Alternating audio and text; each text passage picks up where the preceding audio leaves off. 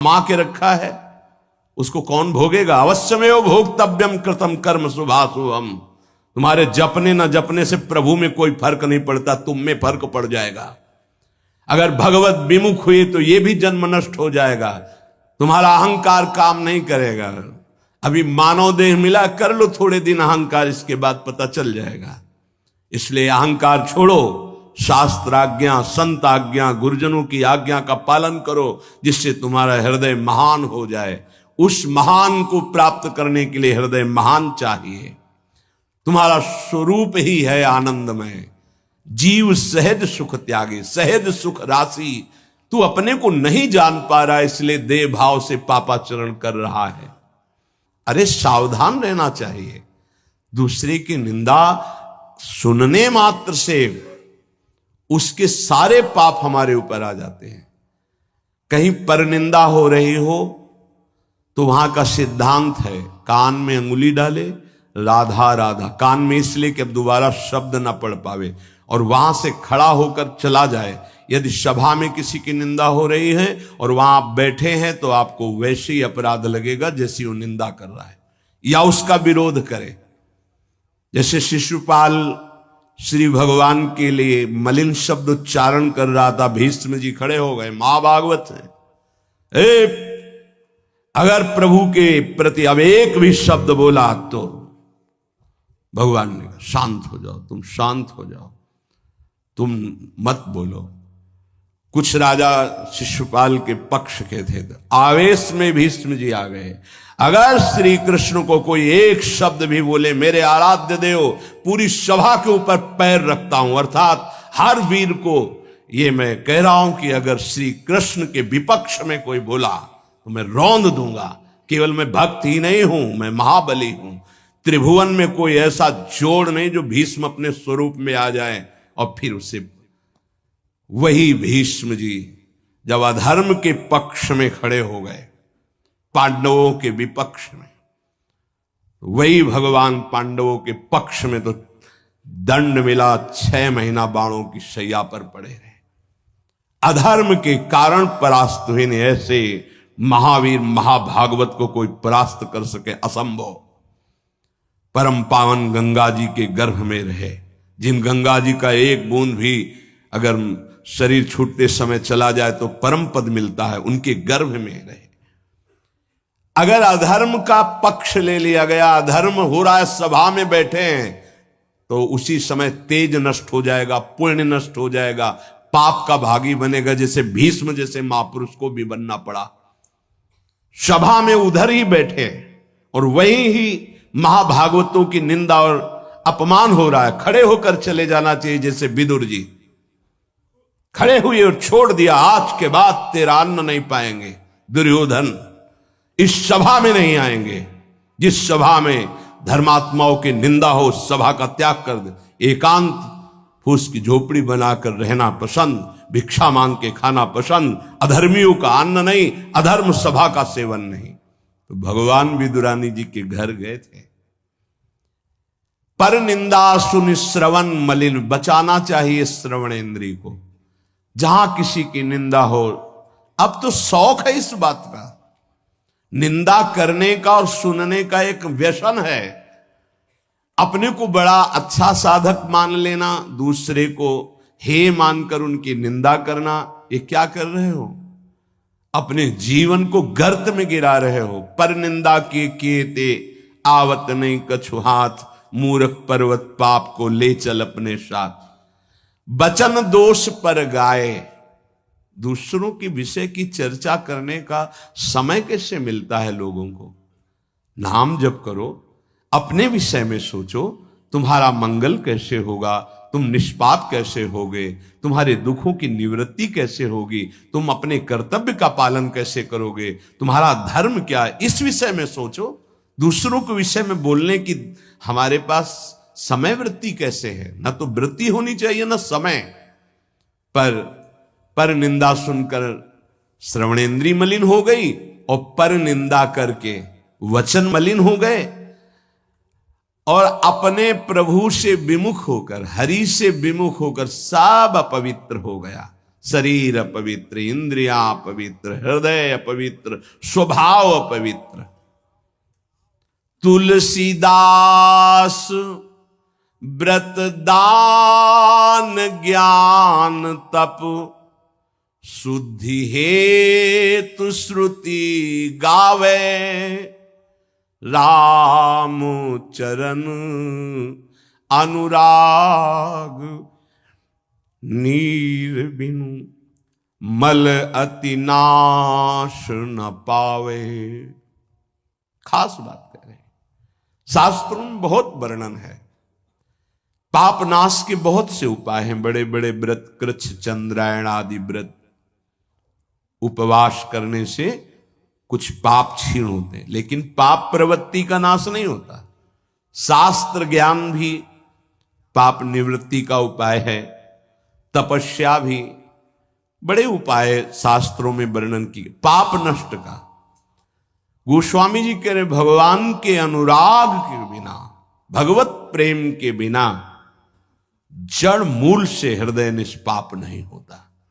पाप की जड़ है प्रवृत्ति, वासना, कामना, तृष्णा, स्पृहा, इनका जड़ से नाश हो जाता है जब हृदय प्रेम से द्रवित हो। अपनापन जब प्रभु से होता है, मेरे प्रभु, जहां हृदय में द्रवण क्रिया हुई, आंखों में अश्रु बहे, वो जो पवित्रता होती है, मम भक्ति युक्तो भुवनम पुनात, लोगों को पावन करने की सामर्थ्य उसमें आ जाती है। ये अनुराग प्राप्त करने के लिए मानव देह मिला है, हरि अनुराग। प्रेम प्राप्त करने, कहां प्रेम लग, जरा सी बात हमारे प्रतिकूल हो, हमारी गुरु निष्ठा, भगवान निष्ठा, पता नहीं कहां माया किस कोने में कर देती है कि उस समय में हम केवल उस सामने अनुकूलता को देखते हैं, प्रभु को नहीं देखते, प्रभु के विधान को नहीं देखते। ये नहीं समझ पाते कि हमारे सामने प्रश्न उपस्थित हुआ है, अब हमें अपनी इष्ट निष्ठा, गुरु निष्ठा को परिपक्व रखना है। साधन में उन्नति अपना पुरुषार्थ और गुरुदेव की कृपा, भगवत कृपा दोनों चाहिए। अगर पुरुषार्थ नहीं करोगे तो कृपा है उसका स्वाद नहीं ले पाओगे। कृपा रसोई बना करके सामने रख देना थाल, पुरुषार्थ उसे पाना। पूज्यपाद श्री उड़िया बाबा जी महाराज कहते, साधक का प्रयास और भगवान गुरुदेव की कृपा, ये दोनों सिद्धावस्था की प्राप्ति में अत्यंत आवश्यक हैं। कायर बन के हाथ पे हाथ रख के बैठ जाए कि वो कृपा से सब हो जाएगा, ये कायरता कृपा नहीं सिखाती, ये कायरता है। पुरुषार्थ जितना हम में अध्यात्म बल है उसके अनुसार हम चल रहे हैं, बकाया सब कृपा से हो जाएगा, पक्का हो जाएगा। मन क्रम वचन छाड़ी चतुराई और भजत कृपा करिहे रघुराई। मन से, वचन से, कर्म से ये चतुरता छोड़ो, अब सब कृपा से हो जाएगा। तो तुम प्रमाद करो और तुम्हारे ऊपर कृपा का प्रभाव जागृत हो जाए, ऐसा कभी नहीं देखा गया। जितना आप में सामर्थ्य मिली उसको लगाओ, शेष चिंता मत करो, कृपा पूरी कर देगी, पर आपको लगना होगा। साधक का पुरुषार्थ, निज चेष्टा और भगवत गुरु कृपा, ये सिद्धावस्था को प्राप्त कराती है। साधक का पुरुषार्थ अगर नहीं लगेगा तो विपरीत दिशा में चला जाएगा, असाधन बनने लगेगा। उपासक गुरु को कभी मनुष्य न समझे, भगवत विग्रह को कभी धातु का न देखे कि पत्थर की मूर्ति है कि अष्ट धातु की है कि काहे, ऐसा कभी प्रश्न न करे। इष्ट देव का अवतार होता है अर्चा विग्रह रूप में, अर्चावतार। दो प्रकार से प्राण प्रतिष्ठा होती है, एक होती मंत्रों के द्वारा और एक होती भाव के द्वारा। निरंतर जो मंत्राकार वृत्ति की हुई, भजन में डूबे हुए महापुरुष जब तदात्म वृत्ति से श्री विग्रह की तरफ देख ले, उसी समय हलचल पैदा हो जाएगी। प्राण प्रतिष्ठा हो गई, छाती से लगा लिया, प्राण प्रतिष्ठा हो गई। मंत्रों का एक अनुष्ठान वैदिक सिद्धांत से और एक है भाव सिद्धांत। धन्ना जाट के भांग के बट्टा में कोई प्राण प्रतिष्ठा मंत्र से नहीं हुई, भाव से भगवान प्रकट हो गए थे। सिलपिल्ले बाई के भाव से भगवान प्रकट। जब हम अपने प्रभु को अपने प्रभु की भावना से प्यार से देखते हैं तो वहीं प्रकट हो जाते हैं। जैसे खंभा फोड़कर नरसिंह भगवान प्रकट हो गए प्रहलाद जी के लिए, भाव से देखा। नामदेव जी ने तो कुत्ते से भगवान प्रकट हो गए, भाव से देखा भूत से भगवान प्रकट हो गए। तो फिर श्री विग्रह में भगवान नहीं प्रकट हो जाएंगे जब भक्त भाव से देखेगा। और भाव ना हो तो भगवान में भी भगवान नहीं दिखते। दुर्योधन को कहां दिखते थे? दुर्योधन दुशासन इनको नहीं दिखते थे, भगवान में भी भगवान नहीं दिखते। गुरु को मनुष्य समझना, भगवद विग्रह को धातु या पाषाण का समझना, गुरु मंत्र को साधारण शब्द समझना, चरणोदक को सामान्य जल मानना, भगवत प्रसाद को भोजन मानना, अन्न मानना, साधु की जाति पर दृष्टि रखना, ये उपासक को सावधानी पूर्वक त्याग कर देना चाहिए। ये उपासना के बड़े विघ्न हैं। यदि ऐसा भाव बना रहेगा तो उपासना सिद्ध नहीं होगी। कभी कभी चूक हो जाती है। प्रसाद में अन्न या फल दृष्टि नहीं रखी जाती, सिर्फ प्रसाद। और वैष्णव पद्धति है, प्रसाद का किनका मुख में अगर डाल लिया जाए तो कोई भी व्रत भंग नहीं होता, चाहे निर्जला ही क्यों न हो। भगवत प्रसाद में ये भाव नहीं रखा जाता कि ये अन्न है या अमुक वस्तु है, नहीं। प्रसाद में यदि भोजन अन्न वस्तु, आज अन्न है तो कल प्रसाद कैसे हो जाएगा? प्रसाद तो सिर्फ प्रसाद है और उसका किनका डालने से हर व्रत की पूर्णता होती है। चरणामृत, जिससे जो लोग नहीं जानते, वो जब बटता है तो बोले थोड़ा जल हमको भी दे दीजिए। जल नहीं है, चरणामृत है। चरणामृत को जल समझना। प्रभु के सामने जाकर के पूछना, ये मूर्ति काहे की है? पत्थर की है, संगमरमर की है, ये धातु की है? बड़ा अपराध कर रहे हो। ऐसा कभी प्रभु के श्री विग्रह के सामने नहीं। ये संत किस जाति के हैं? ऐसा कभी नहीं। गुरुदेव साक्षात परब्रह्म तस्मै श्री गुरुवेन, ऐसा भाव कहां हो पाता है? परब्रह्म परमात्मा भाव गुरुदेव पर हो पाना है तो बड़ी मुश्किल की बात है। यहां तो साधु भाव ही हो जाए बहुत बड़ी बात है कि ये संत है। पूर्ण मनुष्य बुद्धि बनी रहती है। इसीलिए हमको अपने गुरुदेव में आराध्य देव नहीं दिखाते, नहीं तो गुरुदेव अपने स्वरूप को ही तो दिखाने के लिए विराजमान है। इसमें शिष्य के नेत्र की बात है। गुरुदेव तो कृपाल हुई है। जब हरिव्यास देवाचार्य जी अपने गुरुदेव के पास आए तो जब शिष्यत्व की बात की तो उन्होंने कहा, तुम्हें कुछ दिखाई दे रहा है? बोले नहीं। जाओ 12 वर्ष गिरिराज जी की परिक्रमा। फिर आए, राधे राधे। अब कुछ दिखाई दे रहा है? बोले नहीं। फिर जाओ 12 वर्ष, 24 वर्ष राधा राधा रटते हुए गिरिराज जी की परिक्रमा लगाई। जब आए बोले अब दिखाई दे रहे? बोले हाँ, आपकी गोद में प्रिया प्रीतम विराजमान है। ये अब दृष्टि आई। गुरु को मनुष्य मानना, प्राय मनुष्य ही मानते हैं। हमें लगता है कि 1000 में कोई 1-2 ऐसे होंगे जो ये भाव हो कि गुरुदेव हमारे ब्रह्म हैं। छवि या मूर्ति विराजमान करके तो पूजा सब करेंगे, लेकिन मनुष्य बुद्धि या बहुत संत बुद्धि, उसमें भी प्रश्नवाचक चिन्ह। साक्षात पर ब्रह्म कहने को तो सामने जाके बोलेंगे गुरुर् ब्रह्मा गुरुर्विष्णु गुरुर्देव महेश्वरः गुरु साक्षात पर ब्रह्म तस्मै श्री गुरुवे नमः। विचार करो, इसमें से एक भी माना है तुमने? गुरु को ब्रह्मा माना है या हरि माना है या शिव माना है या साक्षात पर ब्रह्म माना है? बड़ा मुश्किल है। केवल कह देना अलग, बोले होना भी तो चाहिए साक्षात पर ब्रह्म। केवल बातों से कोई परब्रह्म थोड़ी हो जाता है।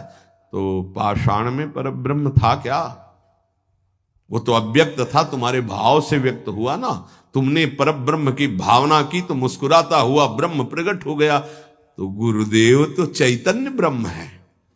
आपकी भावना यदि हो जाए कुत्ते से विट्ठल भगवान प्रकट किए, तो भावना ही तो की प्रभु प्रभु सूखी मत खाओ, थोड़ा घी रोटी मिला, नाथ आपके लिए ही तो है।